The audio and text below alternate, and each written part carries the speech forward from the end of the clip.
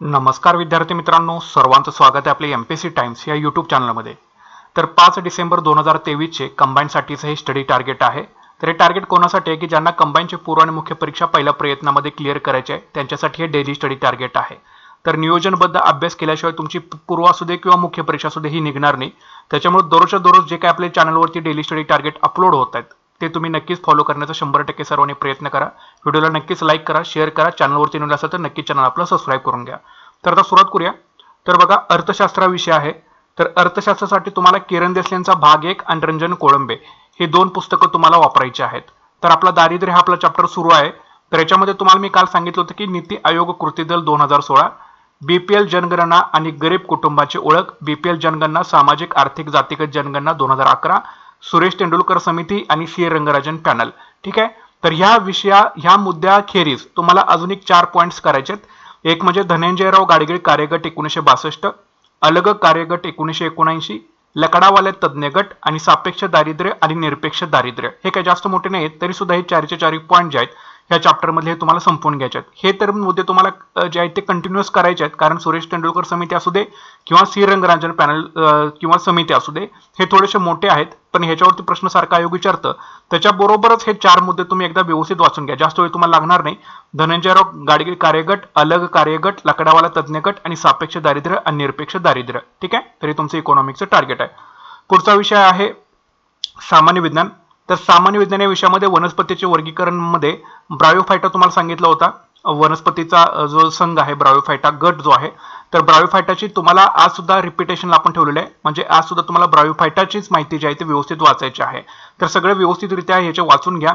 Characteristics main म्हणजे characteristics वाचा, त्याच्यामध्ये अजून कोणते उपसंघ किंवा उपगट काही पडतायत का, त्याच्यामध्ये कोणत्या वनस्पतींचा समावेश होतो, याच्यावरती आयोगाने कशा प्रकारे प्रश्न विचारलेला आहे, तर हे ब्रायोफायटाची तुम्हाला डिटेलमध्ये माहिती जी आहे ती वाचायची आहे। प्लॅटीहेल्मिंथिस आपण पुन्हा तुम्हाला रिपिटेशनला ठेवलेलं आहे, तर व्यवस्थितरित्या हे सुद्धा करून घ्या। प्लॅटीहेल्मिंथिस या गटाची या संघाची डिटेलमध्ये वैशिष्ट्ये कोणते आहेत, ठीक आहे, याच्यामध्ये समावेश होणाऱ्या प्राण्यांचा समावेश कोणता आहे किंवा अजून कोणते उपसंघ आहेत हे तुम्हाला वाचायचं आहे। पचन संस्था तुम्हाला कंटिन्यूअस ठेवलेली टॉप टू बॉटम पर्यंत तुम्हाला संपवायचे आहे। रसायनशास्त्रामध्ये अणूची संरचना चॅप्टर सुरू आहे।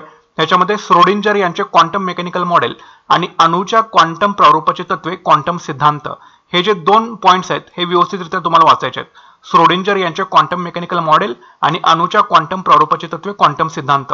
नंतर भौतिकशास्त्रामध्ये ध्वनी आपला चॅप्टर सुरू आहे।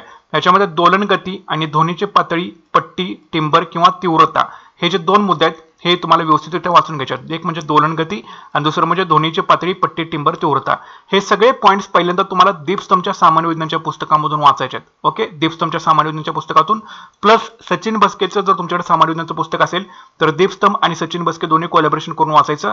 त्याच्यानंतर लुसेंटचं सामान्य विज्ञानाचं पुस्तक तुम्हाला वाचायचं आहे। हे 3 पुस्तकं जरी तुम्ही व्यवस्थितरित्या तोंडपाठ करून ठेवली तरी सुद्धा तुम्हाला पूर्व असू दे किंवा मुख्य परीक्षा असू दे काहीही तुम्हाला प्रॉब्लेम येणार नाही।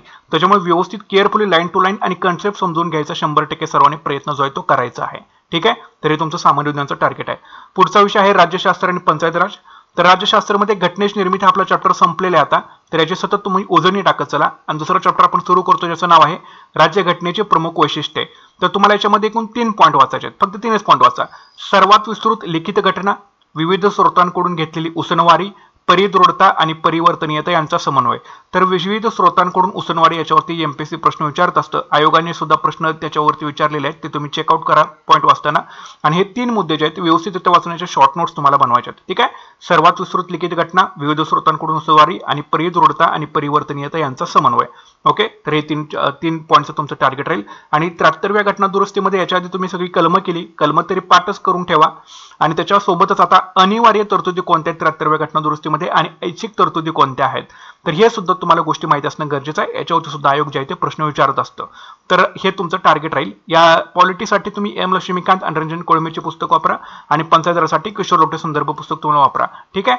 तर अजून वेळ आहे, 1-2-1-2-2-3 पॉइंट एक चॅप्टर मध्ये क्लिअर करत चला, म्हणजे नंतर तुमच्यावरती जास्त लोड अजिबात येणार नाही। जर 1-2 महिने जर तुम्ही मिस आउट केलं, फार लोड तुमच्यावरती येण्याचे चान्सेस आहेत आणि तुम्हाला नंतर प्रेशर होऊ शकतं। त्याच्यामुळे 1-2 पॉईंट जसे होतात दिले आपले स्टडी टार्गेट जसे अपलोड होतं तसं पूर्ण करण्यास सर्वांनी 100% प्रयत्न जो आहे तो करायचा आहे। ठीक आहे। तर हे तुमचं पॉलिटीचं टार्गेट आहे। पुढचा विषय आहे भूगोल। तर भूगोलामध्ये तुम्हाला आज काय करायचं आहे, महाराष्ट्राची प्राकृतिक रचना. तर सह्याद्री विभाग आपण सुरू करतोय. तर सह्याद्री विभागाची डिटेलमध्ये माहिती जी आहे ती व्यवस्थितरित्या करून घ्या. प्राकृतिक रचना असेल महाराष्ट्राची किंवा भारताची असेल, त्याच्यासोबतच महाराष्ट्राची राजकीय आणि प्रशासकीय रचना आहे, याच्यावरती फिक्स प्रश्न येत राहतात, लक्षात घ्या. त्याच्यामुळे तुम्हाला मी ते थोडासा एक्स्ट्रा वेळ देतोय. आत्ताच करून घ्यायचे जे महत्त्वाचे चॅप्टर आहेत ते, ठीक आहे. एक्झाम जशी तोंडावर येईल तसं करण्यात, त्यामध्ये याला काही अर्थ नसतो.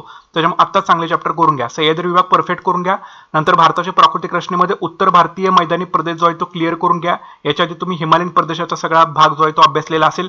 आता उत्तर भारतीय मैदानी प्रदेशाची माहिती तुम्ही व्यवस्थित वाचून घ्यायची. आणि जगाच्या भूगोलामध्ये भूरूपामधील हिम नदीचे खनन आणि संचयनामुळे तयार होणारी जी काही भूरूपे आहेत हे तुम्ही तर व्यवस्थितरित्या वाचून घ्यायचे. हिम नदीचे खनन आणि संचयनामुळे तयार होणारी भूरूपे, तर हे व्यवस्थित वाचून घ्या. कशातून वाचणार? मराठीच्या भूगोलासाठी एबी सौदेचे संदर्भ पुस्तक, कोळंबे किंवा दिवसांपैकी कोणते एक पुस्तक वापरा. भारताच्या भूगोलासाठी कोळंबे किंवा दिवसांपैकी एक पुस्तक आणि माझी दोस्तींचं पुस्तक वापरायचं आहे. आणि जगाच्या भूगोलासाठी एबी सौदेचं पुस्तक तुम्हाला इथं वापरायचं आहे, ठीक आहे. तर एवढं भूगोलासाठी करा, एवढं इनफ मध्ये बऱ्यापैकी होऊन जाईल तुमचं. तर हे व्यवस्थितरित्या करून घ्या, तुमचं भूगोलाचं टार्गेट राहील. पुढचा विषय आहे इतिहास. इतिहासामध्ये आपला गांधी युगातील राष्ट्रीय चळवळ हा चॅप्टर आपला सुरू आहे. तर याच्यामध्ये तुम्हाला काय वाचायचं आहे? जिनांचे जे काही मुद्दे असतील, जिनांचे मुद्दे, 1929चं लाहोर अधिवेशन, सविनय कायदेभंग चळवळ, नंतर आहे दांडी यात्रा, नंतर आहे पहिली गोलमेज परिषद, त्याच्यानंतर आहे गांधी आयर्विन करार. हे जे पॉइंट्स आहेत 6 पॉइंट्स, हे व्यवस्थित carefully line to line carefully वाचा. त्यामधून महत्त्वाच्या शॉर्ट नोट्स बनवा. वाचताना समाधान महाजनचं पुस्तकातून वाचा. नंतर मग Grover, India struggle for independence मधून हे सांगितलेले पॉइंट्स कुठे तुम्हाला मिळत आहेत का, एका ठिकाणी सगळे पॉइंट्स कलेक्शन करायचं. त्याच्यानंतर अनिल कठारे घाटाळ, सगळ्या पॉइंट्स एका ठिकाणी आणायचे, त्याच्या शॉर्ट नोट्स बनवायच्या आणि सारखं त्याची जोडणी जी आहे ती तुम्हाला करायची आहे. तर हे झालं तुमचं इतिहासाचं आजचं टार्गेट. त्याच्यानंतर बघा, आता हे झालं डेली. आता मंथली स्टडी टार्गेट काय करायचं तुम्हाला? तर गणित, बुद्धिमत्ता आणि चालू घडामोडी. तर गणितासाठी तुम्हाला माहिती आहे आपली 3 चॅप्टर करायचे आहेत. अंतर, वेळ आणि वेग, काळ आणि काम आणि सरासरी. आणि बुद्धिमत्तेसाठी दिशा, ज्ञान, चाचणी आणि घड्याळ. हे तुमचं टार्गेट राहील डिसेंबर एंडिंग पर्यंत. या गणिताचे 3 चॅप्टर करा, बुद्धिमत्तेचे 2 चॅप्टर करा. गणित आणि बुद्धिमत्तेला सचिन ढवळे आणि संदीप अरगडीचं पुस्तक इथं वापरायचं आहे. चालू घडामोडीसाठी जानेवारी, फेब्रुवारी आणि मार्च या 3 महिन्याचे चालू घडामोडी तुमचे पूर्ण व्हायला पाहिजे डिसेंबर एंडिंग पर्यंत. यासाठी तुम्ही तर परिक्रमाचं मॅगझिन, सिम्प्लिफाईडचं चालू घडामोडीचं पुस्तक, जीके टुडे नावाची वेबसाईट आहे आणि पीआयबीची वेबसाईट आहे, हे सगळं तुम्ही वापरून चालू घडामोडीच्या तुमच्या नोट्स ज्या असतील त्या प्रॉपरली बनल्या पाहिजेत. कारण चालू घडामोडी सुद्धा व्हास्ट विषय आहे. आतापासून केला तरच होणार आहे, नंतर याचा तुम्हाला लोड येऊ शकतो. एक इयरबुक वापरून तुम्हाला continuously complete out of out mark कधी चालू घडामोडी मिळवता येणार नाहीत. त्याच्यामुळे आतापासूनच चालू घडामोडीला वेळ द्या, लक्षात घ्या. आता परिक्रमाचं मॅगझिन जरी तुम्ही करायला गेलं तर 100 पेजचं जवळपास एक मॅगझिन असतं, 95 ते 100 पेजचं. तर 100 पेज जरी आपण पकडले तरी सुद्धा बघा आपल्याला जवळपास 1.5 महिन्याचं करंट अफेअर्स जवळपास करायच्यामध्ये 1600 पेजेस म्हणजे जवळपास किती मोठा संदर्भ पुस्तक होऊन जातोय. प्लस सिम्प्लिफाईड पण आहे, प्लस जीके टुडे पण आहे, पीआयबी पण आहे. सगळे ऑथेंटिक सोर्सेस आहेत, वापरावे लागतील. कारण तो विखुरलेला आहे, एका सोर्समधून कधीच तुम्हाला करंट अफेअर्स विचारलं जात नाही. त्याच्यामुळे वेगवेगळे सोर्सेस वापरूनच तुम्हाला करंट अफेअर्स जे आहे ते करायचं आहे, ठीक आहे. तर हे तुमचं टार्गेट राहील. मंथ एंड पर्यंत तुम्हाला या गोष्टी करायच्या आहेत. आता हे व्याकरण वगैरे जे आहेत, शब्दसंग्रहाचे, सर्वस्वी तुमच्यावरती डिपेंड आहे. तुम्हाला आतापासून करायचं आहे की तुम्ही पूर्व परीक्षेनंतर करू शकता, सर्वस्वी तुमच्यावरती डिपेंड आहे. जर तुम्हाला तुमच्यावरती कॉन्फिडन्स असेल की 3 ते 3.5 महिन्यामध्ये मी व्याकरण असेल किंवा शब्दसंग्रह असेल मराठी इंग्रजीचा चांगल्या प्रकारे करू शकतो, तर तुम्ही स्किप करू शकता. आणि जर तुम्हाला आत्तापासूनच घ्यायचे, तुम्हाला कोणतीही रिस्क घ्यायची नसेल, तर तुम्ही आत्तापासून या जे चॅप्टर्स असतील ते तुम्ही करायचे आहेत. एक म्हणजे मराठी व्याकरणामधील शब्दांच्या जाती, इंग्रजी व्याकरणामधील पार्ट्स ऑफ स्पीच, हे तुमचं टार्गेट राहील कधीपर्यंत? डिसेंबर एंडिंग पर्यंत. नंतर रोज 5 समानार्थी शब्द, 5 म्हणी, 5 वाक्प्रचार करा. 5 इंग्रजीमध्ये सुद्धा 5 समानार्थी शब्द असतील, 5 वाक्प्रचार म्हणी असतील आणि 5 वन वर्ड सबस्टिट्यूशन जे असतील हे तुम्ही कंटिन्युअसली तर करू शकता. हे पण सर्वस्वी तुमच्यावरती डिपेंड आहे. नंतर माहितीचा अधिकार अधिनियम 2005 हे कंपल्सरी करायला लागेल तुम्हाला. ह्याला अजिबात अल्टरनेटिव्ह टाकून चालणार नाही. कारण जर तुम्ही पेपर 2 जर कंबाईनचा जर पेपर दुसरा आहे हा जर तुम्ही आधीच करून घेतला तर तुमचा फक्त टार्गेट पेपर 1च राहतं, ते तुम्ही 3 ते 3.5 महिन्यामध्ये मे बी करू शकता. पण त्यासाठी तुमचा पेपर दुसरा सुद्धा क्लिअर आउट पाहिजे. त्याच्यामुळे पेपर 2 तरी ऍटलीस्ट संपवून घ्या पेपरला जायच्या आधी, ठीक आहे. एक महिन्याला एक पॉईंट वाटून येईल, त्याच्यामुळे काय सुद्धा टेन्शन घेण्याचं काम नाही. कंबाईनची पहिल्या अटेंडमध्ये तुमची प्रिलियम असेल किंवा मेन्स असेल ती निघालीच पाहिजे आणि तुम्हाला पोस्ट मिळालाच पाहिजे, ठीक आहे. यासाठी आपले डेली स्टडी टार्गेट सर्वांनी नक्कीच फॉलो करायचे आहेत. चॅनलला नक्कीच आपला सबस्क्राईब करून घ्या, व्हिडिओ लाईक करा, शेअर करायला अजिबात विसरू नका. भेटूयात पुढच्या व्हिडिओ सेशनमध्ये. Thanks for watching guys and all the best.